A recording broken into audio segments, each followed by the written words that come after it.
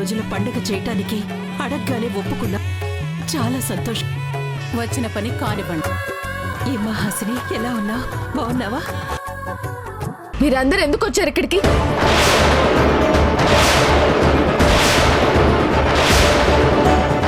రాంబాయి నీ మీద నాకు మనసాయనే, మదిలో నా నిన్ను